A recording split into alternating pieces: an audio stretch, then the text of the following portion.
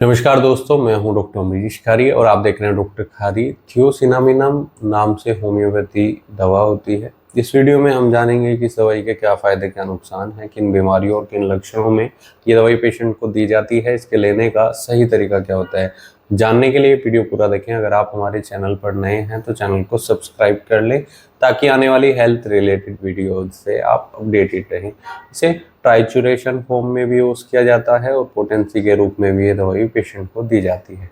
Trituration में 3x, 6x, 12x में आती है और डाइल्यूशन में इसे 6 ch, 30 ch, 200 ch में दिया जाता है। तो इस दवाई को स्कार्स के रिपेयर के लिए दिया जाता है। स्किन में कोई पुरानी चोट है जिसका निशान रह गया है या फिर कोई घाव हुआ है, उसको भरने के लिए भी ये दवाई बहुत इफ़ेक्टिव रहती है। हमारे स्किन में टिश्यूज़ पर एक्ट करती है और उन स्कार्स को ठीक करने का ये दवाई काम करती है। इसे किसी भी पुरानी चोट में दिया जा सकता है जिसके बाद पेशेंट के शरीर पर, त्वचा पर उसका निशान छूट गया है, उसको ठीक करने के लिए दवाई बहुत इफ़ेक्टिव रहती है। इसे महिलाओं में भी दिया जा सकता है।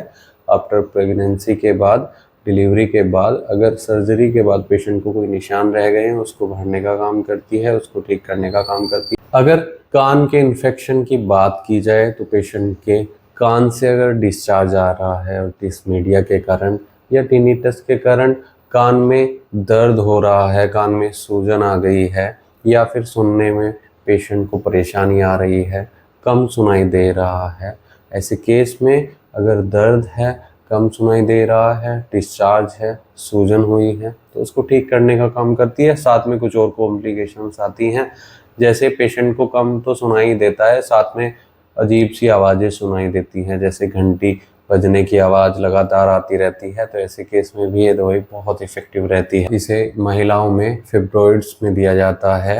अगर पेशेंट के यूट्रस में गांठें हो गई हैं तो उसको ठीक करने का ये दवाई काम करती है।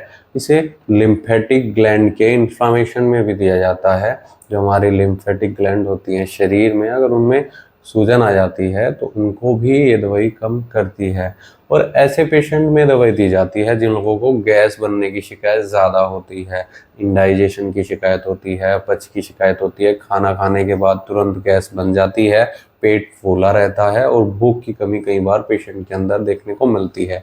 ऐसे पेशेंट में ये दवाई बहुत इफ़ेक्टिव रहती है। इस दवाई को हम त्वचा के और रोगों में भी दे सकते हैं। अर्टिकेरिया में दे सकते हैं, ल्यूपस में दे सकते हैं। अर्टिकेरिया पित्त का उछलना होता है जिसमें पेशेंट को किसी भी वजह से, किसी कीट के काटने के बाद या फिर किसी एलर्जी के बाद पित्त उछल जाता है, जिसमें पेशेंट को खुजली बहुत ज़्यादा होती है, जलन होती है और इरप्शंस आ जाते हैं। तो ऐसे केस में भी ये दवाई बहुत इफ़ेक्टिव रहती है। इसके अलावा ये दवाई ऐसे पेशेंट में दी जाती है जिनमें फ्रिक्वेंटली यूरिनेशन की शिकायत आती है, बार बार पेशाब करने की इच्छा होती है, या ऐसे पेशेंट में दी जाती है जिनका लगातार वजन बढ़ रहा है, मेटाबॉलिक डिसऑर्डर है।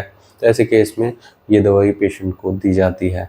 अगर आपको ऐसी कोई शिकायत है और आप इस दवाई का सेवन करना चाहते हैं, आपको कान का इन्फेक्शन हुआ है, कान में कोई पुरानी इंजरी हुई थी, उसके बाद दर्द है, टिनिटस हुआ है, इन्फ्लामेशन है, तो उसको ठीक करती है, पुराने चोट को ठीक करती है, उनके घाव को ठीक करती है और उन्हें भरने में मददगार रहती है। अगर आपको ऐसी कोई शिकायत है तो एक बार अपने होम्योपैथी डॉक्टर से ज़रूर मिलें। बिना डॉक्टर की सलाह के कोई भी होम्योपैथी दवाई नहीं लेनी चाहिए। इसके लिए आप हमसे भी संपर्क कर सकते हैं। दिए गए व्हाट्सएप नंबर पर संपर्क कर इलाज या सलाह ले सकते हैं। जिसकी डाइल्यूशन फॉर्म होती है, डॉक्टर की निगरानी में लेनी चाहिए, और जो इसका ट्राइचुरेशन फॉर्म होता है वो कुछ टैबलेट्स भी डॉक्टर की निगरानी में ही लेनी चाहिए। वीडियो देखने के लिए धन्यवाद। Thank you.